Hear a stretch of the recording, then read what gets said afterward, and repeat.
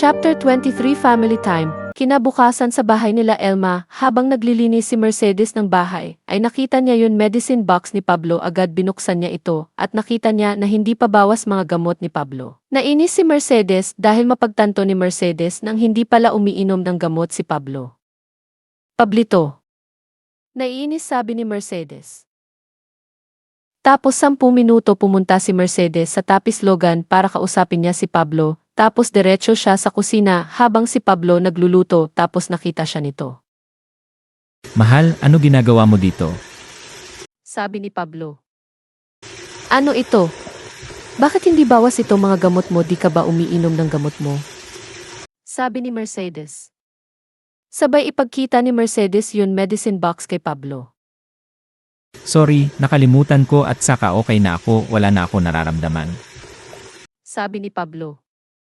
Diyos ko naman Pablo, porke wala na yun butas ng puso mo ay di ka nainom gamot mo. Yun anak natin itiis niya ng papalayo sa atin at magtrabaho doon sa Amerika para sa papagamot mo, tapos ikaw hindi uminom ng gamot mo. Pasaway ka talaga, uminom ka na. Naiinis, sabi ni Mercedes. Oo na, inom nga. Sabi ni Pablo. Uminom na si Pablo ng gamot niya, tapos hinimas ni Mercedes ang ulo ni Pablo na parang bata. Good boy, sabi ni Mercedes. Tapos 1 oras ay tumawag si Elma sa magulang niya upang kumustahin mga nito. Mama, kamusta na po kayo? Sabi ni Elma. Okay naman kami, kaso ito papa mo. Sabi ni Mercedes. Bakit po? Sabi ni Elma.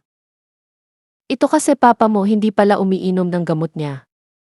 Sabi ni Mercedes. Papa, bakit po di kayo umiinom ng gamot niyo? Sabi ni Elma. Kasi anak, okay na ako, wala na ako nararamdaman at saka malakas naman ako, kaya di na umiinom ng gamot ko. Sabi ni Pablo. Kahit okay na kayo, pero kailangan niyo pa rin patuloy sa pag-iinom niyo ng gamot. Sabi ni Elma. Oo nga. Sabi ni Mercedes. Mag-ina talaga kayo, o sige inom na ako ng gamot ko, okay? Sabi ni Pablo. Sa kabila banda sa site, habang nagtitingan ni Alex yung plano, ay bigla nag-ring ang cellphone niya. Ang tumawag si Eileen, sinagot niya nito. Hello mommy, ba't tumawag ka? Sabi ni Alex. Alex anak, may gagawin ka ba mamaya gabi? Sabi ni Eileen. Wala naman mommy, bakit? Sabi ni Alex. Dito ka na mag-dinner dahil may sasabihin kami ng daddy mo. Sabi ni Eileen. Sige mommy. Sabi ni Alex. Tapos ng ilang oras sa bahay nila Alex, habang kumakain sila ay bigla nagsalita si Eileen. Mga anak, may sasabihin kami ng daddy nyo. Sabi ni Eileen. Ano yun mommy? Sabi ni Ali. Magpapakasal ulit kami ng mommy nyo. Sabi ni Vinto. Talaga daddy?